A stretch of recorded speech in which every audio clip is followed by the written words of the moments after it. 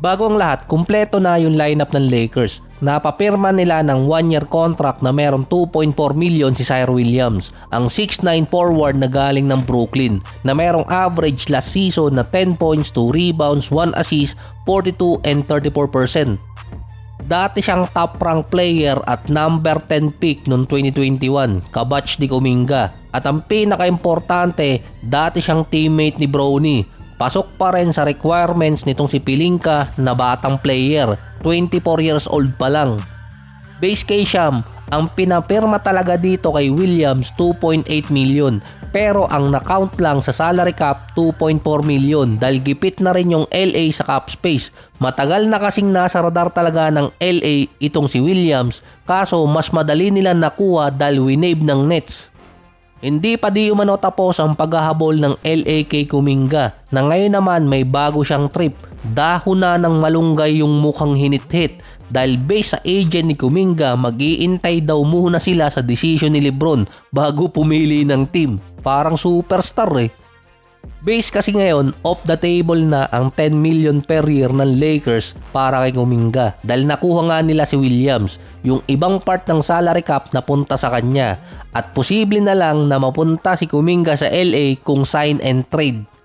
Mukhang tama yung sinabi ng iba eh na hindi na Schroeder ang mangyayari kay Kuminga kundi Christian Wood. Parang mas okay pang maging Schroeder ka na lang kasi tuloy-tuloy sa NBA kaysa kay Christian Wood na nawala dati.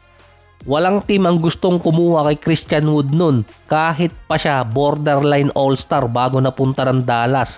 At nun hinahabol din siya ng Lakers pero ayaw pa nun ni Christian Wood na mapunta sa LA dahil merong team ang interesado sa kanya, rumors lang pala yung Miami Heat hanggang nakiusap si Darvin Ham dito kay Wood na sa Lakers mag-sign. Parang inabot yun mula free agency hanggang August or September ata dahil walang team talaga ang gustong kumuha kay Christian Wood dahil sa ugali niya. Parang ganun lang din ang papatakan kay Kuminga. Mula sa thank you Steve Kerr ang nangyari, tama si Steve Kerr kay Kuminga. Based din sa report, marami daw kasing team ang humahabol sa kanya.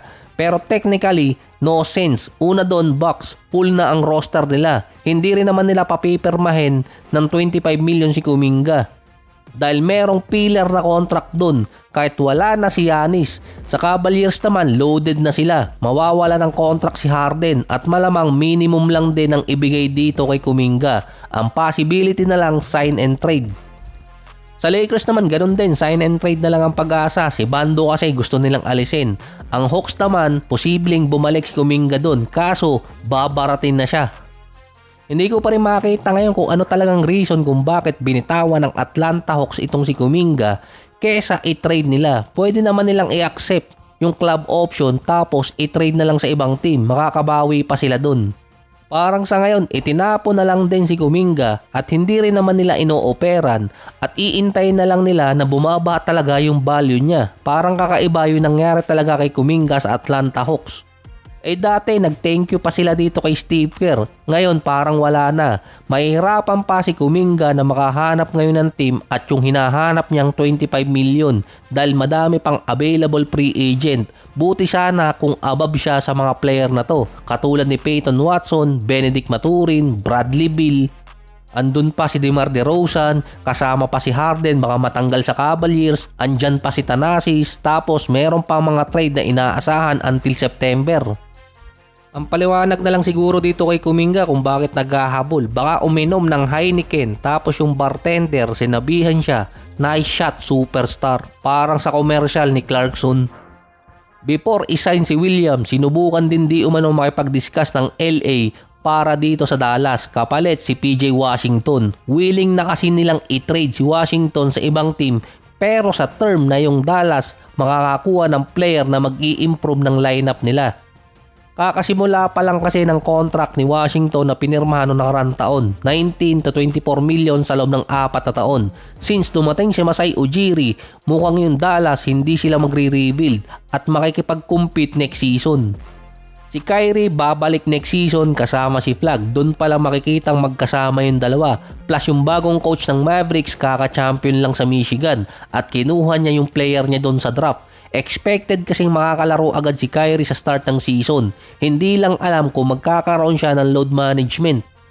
Balik workout na rin si Kyrie ngayon at kasama rin niya yung bagong head coach ng Dallas. By stats kasi kapag wala si Kyrie sa Dallas, mahina yung scoring ng Mavericks sa late game. Matagal na ring inalis ng Mavericks si Kyrie sa trade rumors na itutuloy di umano ng Dallas yung kanilang contention kasama si Kyrie. Sa technicality, may 1-year contract na lang din kasing natitira sa Dallas itong si Kyrie dahil ang susunod doon player option. Doon pa kasi pwedeng bitawan ng Mavericks si Kyrie or mag-decide sila kung anong pwedeng gawin. Si Klay Thompson naman mukhang hinahabol na ngayon ng Miami. Ayon yan sa Miami Herald, wala kasing maite-trade na player din ang Miami para kay Klay ngayon. Ang pinaka-option lang talaga ng Miami para makuha si Klay kung iba-buy out ang 17 million na kontrata niya. Virtually impossible na makuha ng Miami itong si Klay Thompson kung idadaan sa trade. Ang pwede lang kasi doon kung may sasamang team at may sasalo ng cap space niya. Nasa 11 players pa lang kasi ang Miami ngayon at nasa waiting game sila kung kailan ibabuy out, kung kailan pipirma itong si LeBron. Kasama din sa waiting game na yon kung si Klay Thompson ibabuy out. Base kasi kay Mark Stein ang primary na gusto ng Dallas, hanap muna ng trade bago i-buy out si Klay. Hindi rin naman kasi nagre-request si Klay ng buyout ngayon. Pasimple na rin nagre-request si Giannis ang uting kong gaupo, Antetokounmpo na makakasama or magbubuo ng lineup nila for next season. Hindi na rin kasi siya makapag-intay sa LeBron sweepstake na tatagalan makabuo ng lineup yung Miami. Nasa 3 or 4 pang players ang kailangan nila. Meron pa naman 2 buwan kaya kaya pa. Pero available pa rin nga sa free agency si DeMar na habang ginagawa ko to, isang option pa ng Miami si Bradley Beal. Kasama pa doon itong si Westbrook. Mostly ng ibang free agent talaga ngayon iniintay yung magiging decision nitong si LeBron. Saka doon sila pipirma. Katulad ni Kuminga, superstar eh.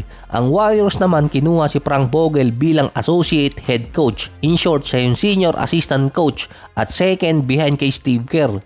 Kaya kinuha si Frank Vogel para magkaroon ng interest si LeBron na sumali sa Warriors. Based pa kay Sham, within the week na lang yung timeline ng desisyon ni LeBron. Yung Boston sumali na rin na possible maging kapalit ni Jaylen Brown sa Celtics kahit tinrade nila para kay Paul George. Nagpa-podcast na naman daw eh. Nagsabi na rin si Butler na babalik agad siya bago matapos ang taon pero ang deal pa rin kasi doon kung matitrade si Anthony Davis sa Golden State. Base kay Evan Sidery, hindi willing ang Wizards nang magbigay ng max contract kay Anthony Davis. Pero ang potential trade package di umano kay AD 4 na draft picks, 2 doon swap. Nag-send na di umano ng potential trade package ang Golden State sa Wizards. Kasama doon si Butler at isasama si Kristaps. Base kay Sham, ang demand ng Wizards 4 na first rounder plus multiple second rounder. Parang pabor pa rin naman yun kahit paano. Dahil 2 lang ang unprotected at 2 yung swap. Mawawalan lang ang Warriors ng rights na i-trade yun. Yung Wizards mukhang ginigipit na rin ang Warriors dahil binigay nila yung demand dito kay Anthony Davis para maging kapalit. Pero sinabi ni Rich Paul, sino daw ang may sabi na alis si AD sa Wizards? Kundi si Anthony Davis din. Sinabi na rin ng GM ng Wizards na mag-i-stay si AD. In theory, makakahingi kasi ng additional asset ang Wizards kaya virtually impossible na makuha ng Warriors si AD. Pinakamasakit pa nun kung makuha talaga ng Warriors si Anthony Davis tapos si LeBron hindi naman sa kanila pumirma. Sayang lang din yung pinamigay nila.